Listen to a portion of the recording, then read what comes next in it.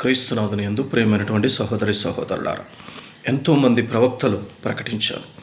మెస్సయ్య వచ్చినప్పుడు శాంతి నెలకొల్పబడుతూ ఉంది, కరుణ ప్రజ్వరిల్లుతూ ఉంది, దయ వర్ధిల్లుతూ ఉంది అని చెప్పేసి అన్నారు. కానీ క్రీస్తు ప్రభు ఈ లోకంలోకి వచ్చినప్పుడు స్వార్థ పరిచర్య చేస్తూ ఆయన అంటూ ఉన్నాడు, నేను శాంతిని నెలకొల్పడం కోసం రాలేదు, ఖడ్గం కోసమే అని చెప్పేసి అని అంటూ ఉన్నాడు. తల్లిదండ్రులకు వ్యతిరేకంగా పిల్లలు పోరాడతారు అని, పిల్లలకు వ్యతిరేకంగా తల్లిదండ్రులు మాట్లాడతారు అని చెప్పేసి, ఒకరి మీద ఒకరు కత్తి దూస్తారు అని చెప్పేసి అని అంటూ ఉన్నాడు. ఇదేంటి వ్యతిరేకంగా బోధిస్తూ ఉన్నాడు, వ్యతిరేకంగా జరుగుతుంది ఏంటి అని అనిపిస్తూ ఉంటుంది. మన జీవితంలో కూడా అంతే ప్రియమైనటువంటి మిత్రులారా.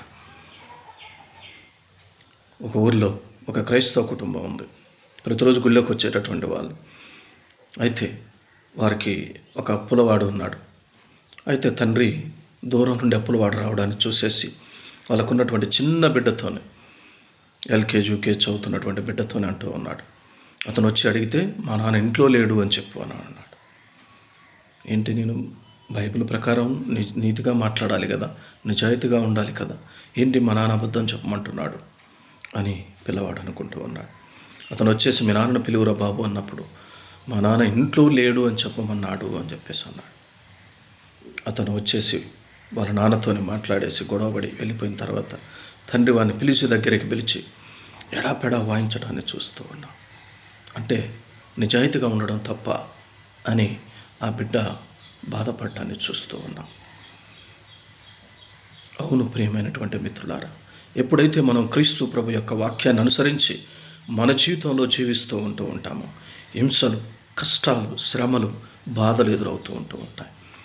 అందుకే క్రీస్తు ప్రభు అంటున్నాడు, మొదట ఆయన రాజ్యాన్ని, నీతిని వెతకండి, అన్నీ కూడా మీకు వస్తాయి అని చెప్పేసి అని అంటూ ఉన్నాడు.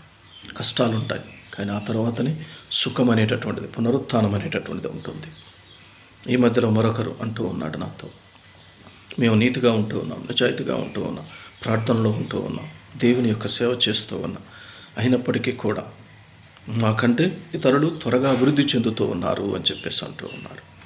ఒక్కోసారి బాధగా అనిపిస్తూ ఉంది అని చెప్పేసి అని అంటూ.